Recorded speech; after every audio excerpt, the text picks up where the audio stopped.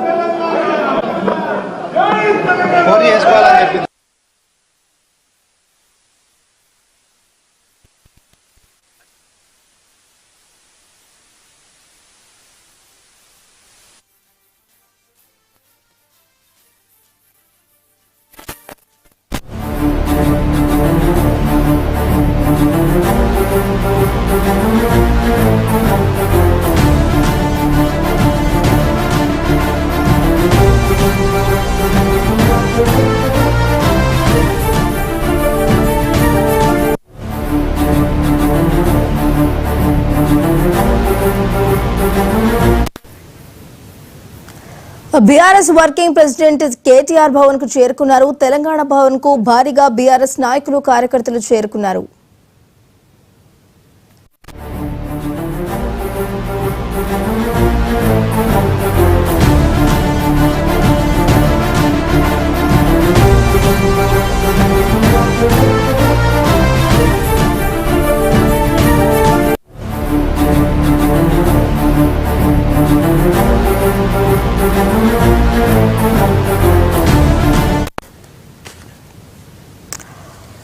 ఇప్పటికే తెలంగాణ భవన్ కు కేటీఆర్ చేరుకున్నారు. తెలంగాణ భవన్ కు భారీగా బీఆర్ఎస్ నాయకులు అలాగే కార్యకర్తలు చేరుకున్నారు. మరి ఇదే అంశానికి సంబంధించి మరింత సమాచారాన్ని తెలంగాణ భవన్ నుంచి మా కరెస్పాండెంట్ శ్రీనివాస్ లైవ్ ద్వారా అందించడానికి సిద్ధంగా ఉన్నారు. శ్రీనివాస్, చెప్పండి.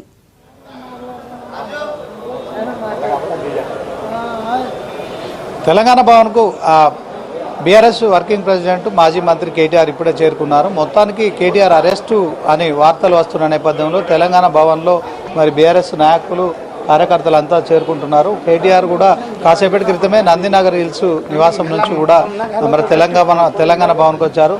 మొత్తానికి ఈ అంశంలో ఇప్పుడు తెలంగాణ రాష్ట్ర వ్యాప్తంగా సంచలనంగా మారుతుంది. కొడంగల్ నియోజకవర్గంలో ఏదైతే మరి రగచర్ల గ్రామంలో జరిగిన ఏదైతే కలెక్టర్పై దాడి జరిగిన అంశంలో ఇప్పటికే పోలీసులు మరి రిమాండ్ రిపోర్ట్లో కేటీఆర్ పేరు చెప్పడం కావచ్చు. మొత్తానికి ఇది కేటీఆర్ను అరెస్టు చేస్తారనే వార్తలు నిన్నటి నుంచి వెలువడుతున్న నేపథ్యంలో కేటీఆర్ నివాసానికి మరి భారీగా అర్ధరాత్రి కూడా కార్యకర్తలు చేరుకున్నారు. తెల్లవారుజామున ఆయన నివాసం వద్ద కూడా కేటీఆర్కు మరి సంఘీభావం ప్రకటించేందుకు వచ్చారు.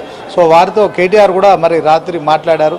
సో మనోధైర్యం నింపే ప్రయత్నం చేశారు. ఏదేమైనప్పటికీ కూడా మరి పోలీసుల విచారణలో మరి ఏదైతే పట్నం నరేందర్ రెడ్డి అంశంలో విచారణలో మరి కేటీఆర్ కూడా ఫోన్లో మాట్లాడారు కనుక ఇందులో కేటీఆర్ఏ ఇందులో కీలక సూత్రధారి అని చెప్పి కూడా ప్రచారం జరుగుతోంది. సో పోలీసులు కూడా ఈ విషయంలో నిర్ధారించారు.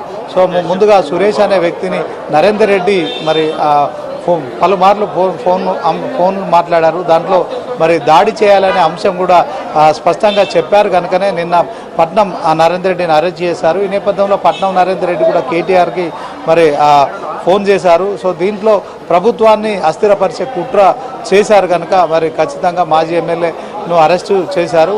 పట్నం నరేందర్ రెడ్డి ప్రస్తుతం పోలీసు విచారణను నిన్న ఎదుర్కొన్నారు. తాజాగా మరి పోలీసులు ప్రాథమికంగా ఒక రిమాండ్ రిపోర్ట్ను అయితే ఇప్పటికే రిమాండ్ రిపోర్ట్లో కూడా కేటీఆర్ పేరు చేర్చడం కావచ్చు, మరి కేటీఆర్ అరెస్ట్ అవుతారనే వార్తల నేపథ్యంలో మరి బీఆర్ఎస్ కార్యకర్తలు కొంత ఆందోళన అయమం అయితే కనిపిస్తుంది. సో కేటీఆర్ కూడా ఇప్పుడే తెలంగాణ భవన్కి వచ్చారు. మరొకసారి విజువల్స్లో కూడా చూడవచ్చు, చాలామంది నాయకులు నేతలంతా కూడా మరి తెలంగాణ భవన్కి చేరుకున్నారు. సో మనతో మాట్లాడేందుకు మరి ఇక పల్లె రవి గౌడ్ ఉన్నారు, ఇంతో మాట్లాడదాం. సో రవి గారు,